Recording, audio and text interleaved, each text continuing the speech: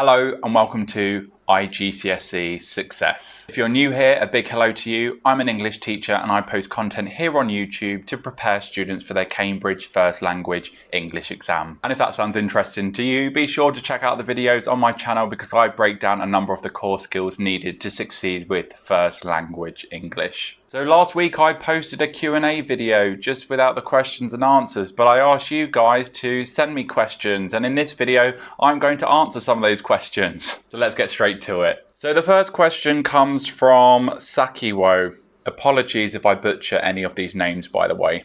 And he says, I've been getting D's ever since I started iGCSE English. What can I do to improve in all aspects? I have exams in a month and a few weeks. It's really quite difficult to give you advice without knowing specifically what you are struggling with. If you are truly struggling with all aspects, i.e. every single question from the paper, I would recommend you having a look at the student handbook, getting your highlighter, making notes, completely dissecting that handbook until you understand it fully. Of course, within the handbook, there's model responses, there's commentary from Cambridge, tips, tricks, etc. So it is a really useful document, and I don't think many students know about it, but that certainly should be your first thing you want to look at. Okay, the next question is from Sartzi's World. I hope I'm pronouncing that right. If not, I'm sorry.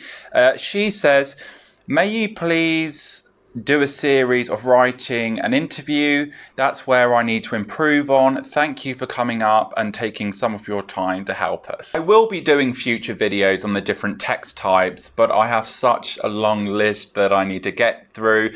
However, what I will say is that writing dialogue can be quite tricky. It requires you to really understand the character you are being asked to assume, and it's really important you understand the character because it's going to influence the voice that you adopt. In particular, you want to think about the different vocabulary choices you choose to use and think whether the character presented in the text would use those vocabulary choices, if that makes sense. Okay, the next question is from Kai Rong Lee, and they say, I'm so thankful for this channel. It has completely changed my understanding on First Language English.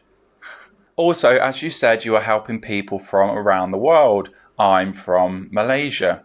I love Malaysia. I've been several times. I personally do not enjoy reading at all, and I find it hard to cope with the habit of it. Do you have any advice for that? Yes, I do. If you find it quite difficult to sit down and get through a book, what I would recommend is having a look at past papers and at least reading the different fiction types that you are asked to read. I don't necessarily think you have to be the most voracious reader to get top marks for Cambridge, but you certainly do need to have developed some quite complex reading skills throughout your IG years. And I've said this before in one of my previous videos, I believe. Cambridge are quite notorious for picking, I think they're quite interesting texts, slightly odd texts as well. So if you read back at some of the past papers and at least read the short stories, the fiction pieces, you'll get a feel for the kind of things that you no doubt will be given on exam day. Okay, so the next question comes from Ala Ramsey, and they say, thank you so much on the effort you are implying. I'm struggling with applying images and developing my points. Number 2, what is the best way to improve the language mark? What points to include? I'm going to take a guess and say that you are referring to the writer's effect question. If I'm right or wrong, let me know in the comments. However, if you check out the videos on my channel, there are plenty of videos and walkthroughs specifically looking at the writer's effect question. The next question comes from Salsabil. Sorry, again, if I butcher any of these names, just let me know. And they say, how can I improve in the writer's effect question in paper 2? Again, take a look at the videos on my channel. There's plenty of videos on the writer's effect question, lots of walkthroughs as well. And in those videos, I break down the process into 5 manageable steps. Moving swiftly on to the next question, and that comes from a Mr. Raghad. I think that's how you say it. And he says, "Hi, thank you so much for the videos. They've been very helpful. My question is on the on paper 2 creative writing part.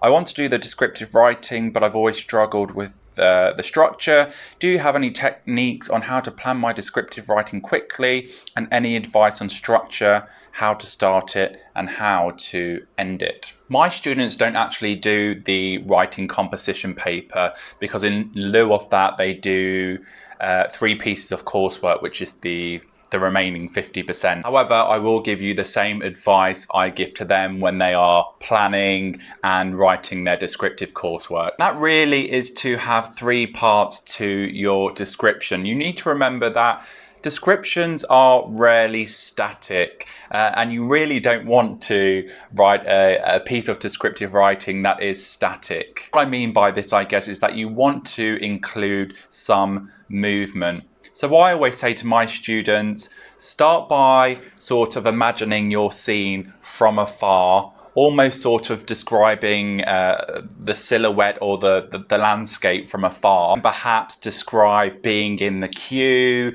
getting ready to ride the roller coaster, then perhaps the last paragraph focusing on how you're feeling, and then move a little bit closer and then focus on one particular thing. I mean, for example, if you were to describe a theme park, you might focus first on the sort of silhouette.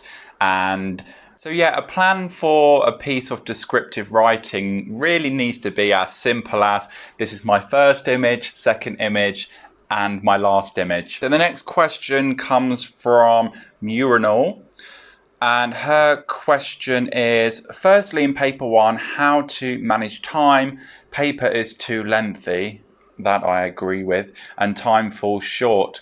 Next, how to understand implicit meanings in a passage. And lastly, how to build an appropriate vocabulary.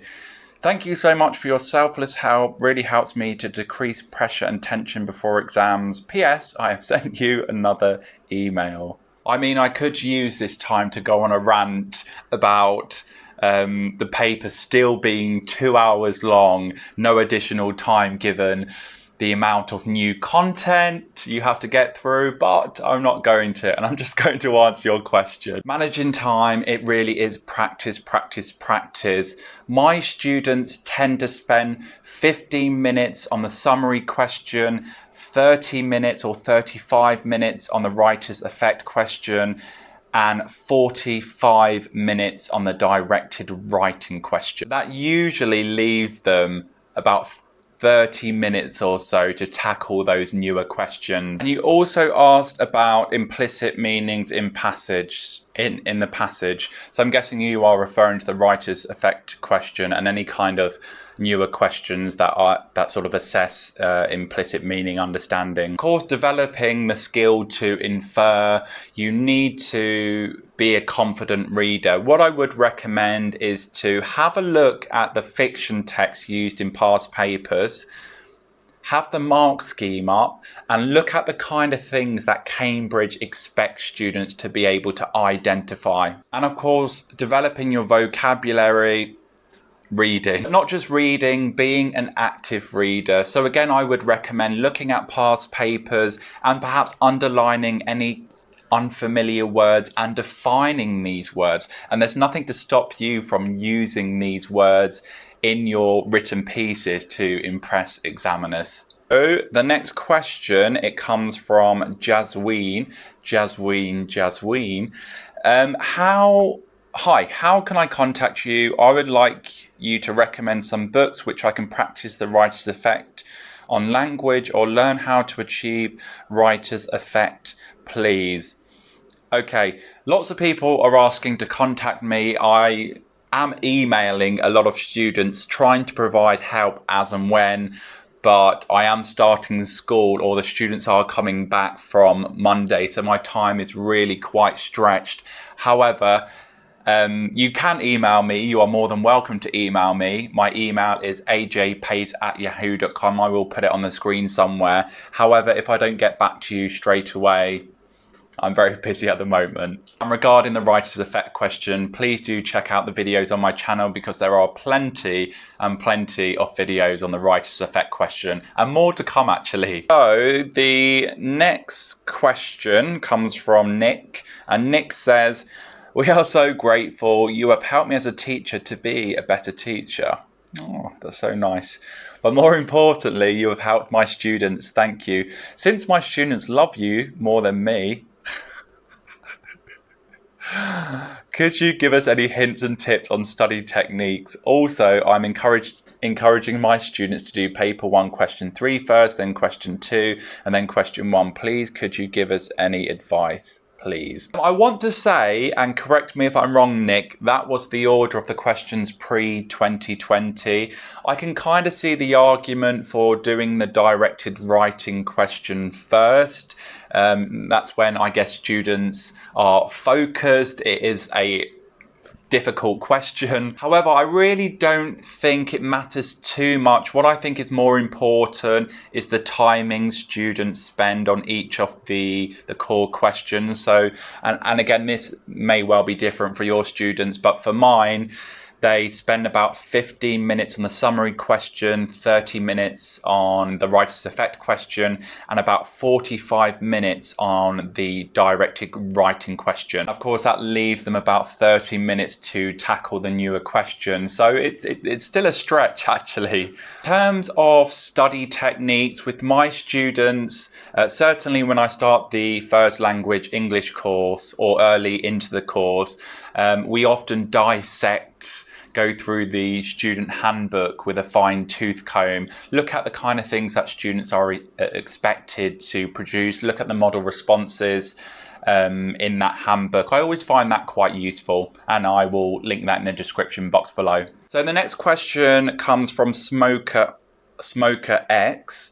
What's the number 1 best way to revise for English first language to ensure a 9?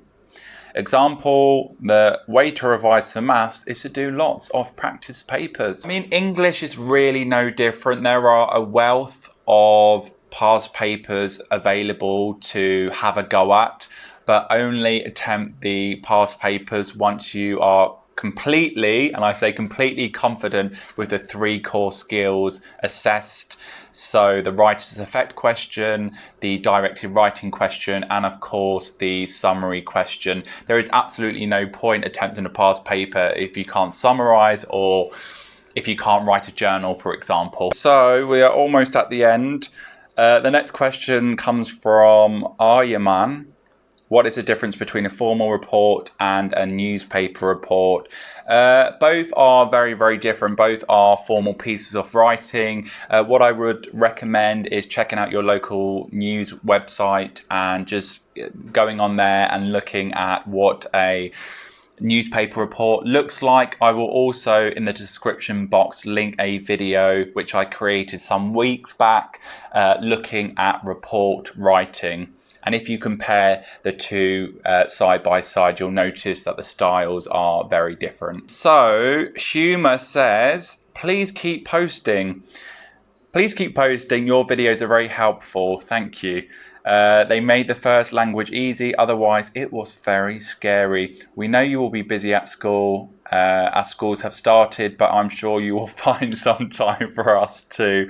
I will. And then Alex, English, section 1 says, please continue, sir. You are an amazing teacher. Thank you so much. I said this 2 videos back, but I truly appreciate all of your support, and without you this channel wouldn't be growing the way it is growing.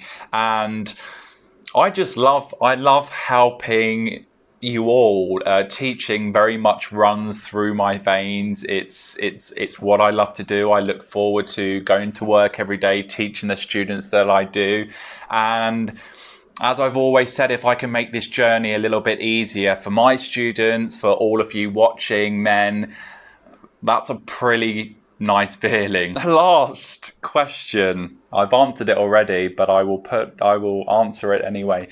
Nick Ferris again, and he says, we want to know your name. My name is Ash, by the way. Not very interesting, is it? And that is all of the questions. I hope this video has been useful. My next set of videos, I think I'm going to start looking at the May-June 2020 series, the ones that were cancelled. So if that sounds interesting to you, don't forget to like, subscribe, turn that bell icon on so you are notified when I upload a new video. Until next time, bye-bye.